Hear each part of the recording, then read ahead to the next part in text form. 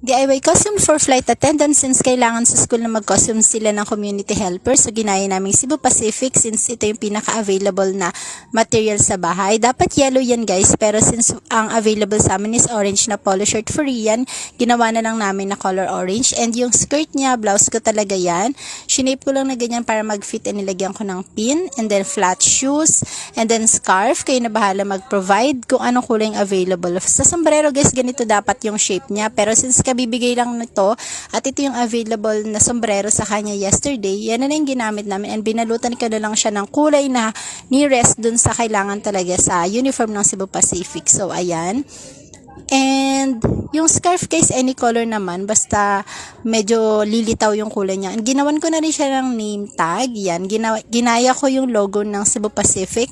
Sinearch ko kasi yung name pin or name tag nila kung anong itsura, kaya ginawan ko si Rian. Ayan, para mas maging katotohanan. And dagdagan nyo lang din mga accessories para mas maging formal and mas maging mukhang flight attendant talaga. Yung scarf guys, pakiayos nyo na lang kasi ito present ko lang sa inyo pero hindi talaga as is ganyan yung pagkakakabit niya actual ha.